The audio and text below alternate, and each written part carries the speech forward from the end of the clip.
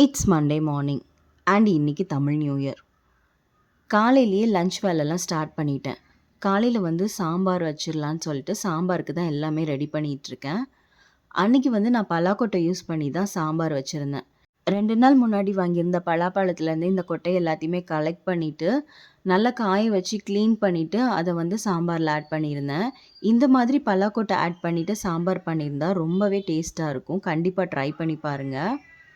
அன்னைக்கு நான் one pot sambar மாதிரி தான் பண்ணியிருந்தேன். எல்லாத்தையுமே குக்கரில் போட்டு விசில் போட்டு எடுத்துட்டு தாளிச்சுட்டேன். ஸோ சாம்பார் ரெடி ஆயிடுச்சு. அன்னைக்கு நியூ இயர்ன்றதுனால நாங்கள் ஹஸ்பண்டோட கம்பெனியில் போய் சாமி கும்பிட்றதுக்காக போயிருந்தோம். ஸோ அதுக்காக கிளம்பியாச்சு. இந்த க்யூட்டான குட்டி கோலம் நான் தான் போட்டிருந்தேன். ரொம்ப அழகாக இருக்குல்ல. ஸோ இப்போ ஹஸ்பண்ட் கம்பெனியில் சாமியெல்லாம் கும்பிட்டுட்டு வீட்டுக்கு வந்தாச்சு. ஹஸ்பண்ட் வெளியில் போயிருக்கும்போது இந்த நொங்கு இந்த ஷெல்லோட வாங்கிட்டு வந்திருந்தாங்க. ஸோ அதோடு சாப்பிடும்போது டேஸ்ட் ரொம்பவே சூப்பராக இருந்தது.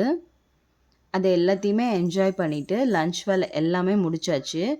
தமிழ் நியூ இயர்ன்றதுனால அன்றைக்கி கொஞ்சம் ஸ்பெஷலான லன்ச் தான். என்னெல்லாம் பண்ணியிருக்கேன்னு பார்த்துடலாம். சாம்பார், அவியல், ரசம், தென் காலிஃப்ளவர் ஃப்ரை, அப்பளம், வடகம், தென் மோர் வச்சுருந்தேன். அது கூடவே ரைஸ். இதெல்லாம் தான் அன்றைக்கி லன்ச்.